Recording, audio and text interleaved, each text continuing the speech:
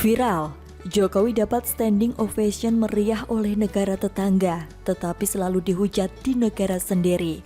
Ditulis oleh tim redaksi jurnal dari berbagai sumber. The President of the Republic of Indonesia.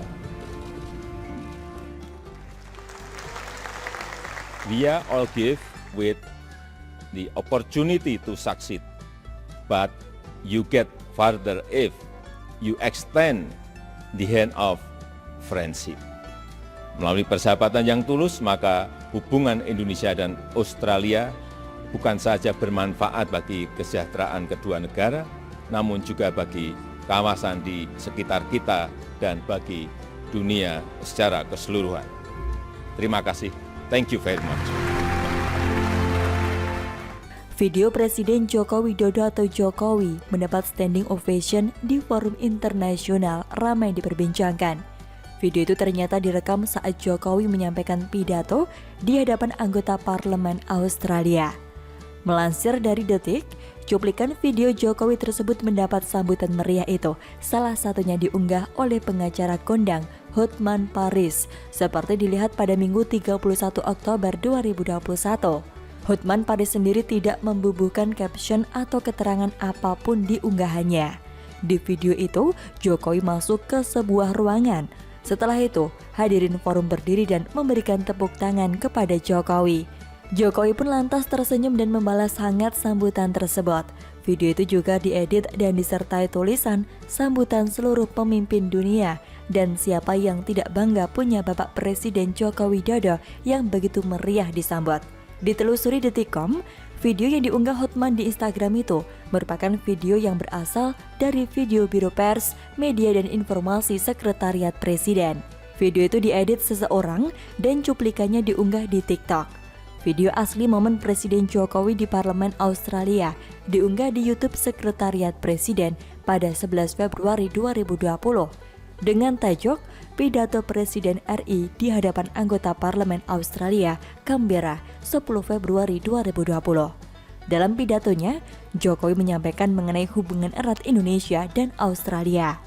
Kata Jokowi, Australia selalu berada di samping Indonesia saat Indonesia terkena musibah. Rakyat Indonesia tidak akan pernah lupa, tidak akan pernah lupa. Saat kami tertimpa tsunami di tahun 2004 di Aceh dan Nias, 9 tentara Australia telah gugur membantu sahabatnya yang tengah berduka di Aceh dan Nias.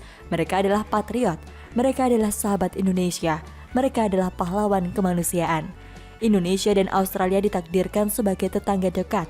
Kita tidak bisa memilih tetangga, tidak bisa. Namun kita memilih untuk bersahabat. Australia adalah sahabat paling dekat Indonesia.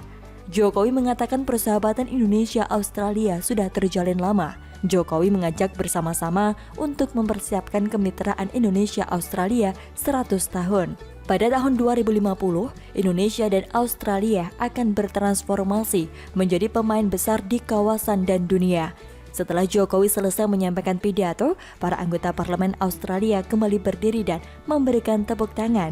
Dalam kesempatan itu, Jokowi juga sempat bersalaman dengan sejumlah tokoh parlemen.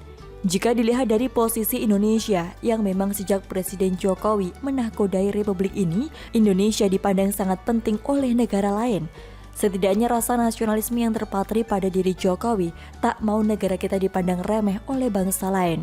Namun ketika bangsa lain begitu hormatnya kepada Jokowi, para kadrun dungu malah membenci Jokowi dan menyuruh Jokowi mundur. Mereka memang berhak meminta Jokowi mundur, meskipun konyol sekali. Ada masalah apa harus diselesaikan dengan tuntutan seperti itu?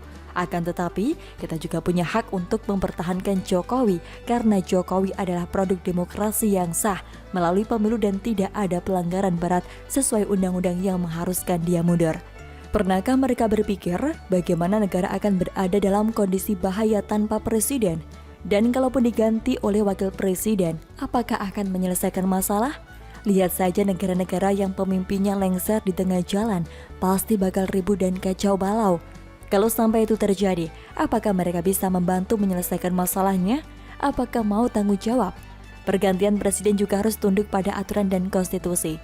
Kalau tidak, bakal jadi kekacauan, kudeta, perang saudara, pemberontakan, revolusi, dan lain-lain. Itu semua bisa dilakukan tanpa konstitusi. Belum lagi soal radikalisme dan pemberontak yang bakal aji mumpung. Yang tukang demo, kadrun, paham nggak soal ini? Rasanya nggak mungkin ya. Mereka mah enak, cuma modal bacot teriak presiden mundur. Presiden mundur, mereka bakal teriak dan tertawa senang, tetapi tidak sadar bahwa negara jadi kacau. Sependek itukah pikiran mereka? Ngakunya pintar, tapi sebenarnya tidak ada pintar-pintarnya sama sekali. Teriak demi pelampiasan pikiran pendek mereka tanpa memikirkan efek dominonya ke depan. Kalau mereka paham prosedur dan administrasi tata kelola negara, pasti tidak akan buang waktu berdemo meminta Jokowi untuk mundur. Kecuali mungkin berharap nasi bungkus pakai telur mata sapi. Dan yang terpenting adalah teriakan sampah seperti ini tidak akan pernah didengar. Jokowi pernah bilang kangen di demo, tetapi bukan di demo oleh sekelompok tukang bikin semak yang tuntutannya tak jelas. Presiden tak punya waktu meladeni pendemo yang apapun isunya, tuntutannya tetap presiden harus mundur. Negara lain sudah terbang entah kemana berkat SDM-nya yang berkualitas. Di negara ini ternyata masih banyak sampah-sampah demokrasi yang isi pikirannya entah apa. Bagaimana menurut Anda?